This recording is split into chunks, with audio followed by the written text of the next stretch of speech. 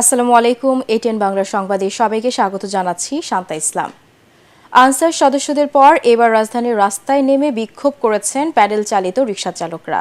ঢাকায় মোটর চালিত রিকশা চলাচল বন্ধ করা সহ 7 দাবিতে সকাল থেকে শাহবাগ মোড়ে অবস্থান নিয়ে বিক্ষোভ করেন তারা। ফলে শাহবাগ মোড়কে ঘিরে থাকা প্রতিটি রাস্তায় যান চলাচল বন্ধ হয়ে যায়। পরে সেনাবাহিনী ও আইন শৃঙ্খলা রক্ষাকারী বাহিনী এসে তাদের সড়ক থেকে সরিয়ে দেন। এর আগে ব্যাটারি চালিত রিকশা নিষিদ্ধের দাবিতে জাতীয় সংসদ ভবনের সামনের মানিক মিয়া এভিনিউয়ে বিক্ষোভ করেন রিকশা চালকরা। নোয়াখালীতে আবারও বেড়েছে বন্যার পানি। জেলার সেনবাগের সব রাস্তাঘাট তলিয়ে গেছে। শহরের বেশিরভাগ বাড়িঘরে ঢুকে পড়েছে পানি। অনেক এলাকায় এখনও ত্রাণ পাননি বানভাসী মানুষ। ফেনীতে বন্যা পরিস্থিতি অপরিবর্তিত রয়েছে। জেলার 95% এলাকা ডুবে আছে পানিতে। আশ্রয়কেন্দ্রগুলোতে দেখা দিয়েছে খাদ্য ও বিশুদ্ধ খাবার পানির সংকট। তবে হবিগঞ্জে বন্যা পরিস্থিতির উন্নতি হয়েছে। খোয়াই নদীর পানি বিপদসীমার নিচ দিয়ে বইছে।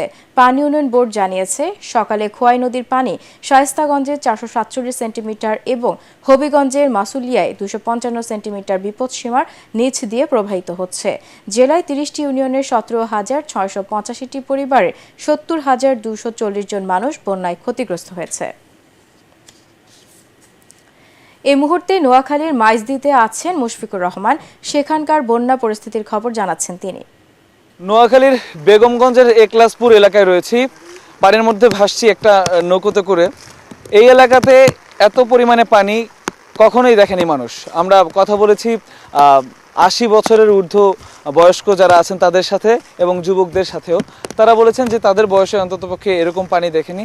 আর এই এলাকায় পানি না দেখার কারণে যেটা হয়েছে, পানি না ওঠার কারণে যে সমস্যাটা হয়েছে সেটা হচ্ছে এই এলাকায় নৌকার খুব অভাব।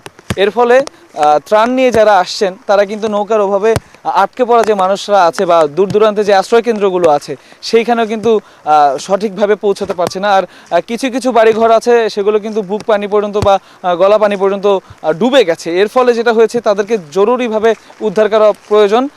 উদ্ধার কাজ যদি দ্রুত সারতে না পারে তাহলে কিন্তু তারা আরও বিপদে পড়তে পারেন। এর জন্য চাই নৌকা। সেই নৌকার ব্যবস্থা এখনও পর্যন্ত খুব বেশি হয়নি। তবে এই এলাকাগুলোতে যারা ত্রাণ কার্যক্রম করতে আসবেন, ত্রাণ সহায়তা নিয়ে আসবেন, তাদের প্রতি তারা আহ্বান জানিয়েছেন যে নৌকার সাথে করে আনলে তাদের কাছে কিন্তু ত্রাণগুলো পৌঁছাবে। এবং প্রতিনিয়তই কিন্তু পানি বাড়ছে বলে আমরা জেনেছি। এবং আজকেও গতকালকে রাত্রের থেকে আজকে পর্যন্ত প্রায় 1.5-2 ফুট পানি কিন্তু বেড়েছে।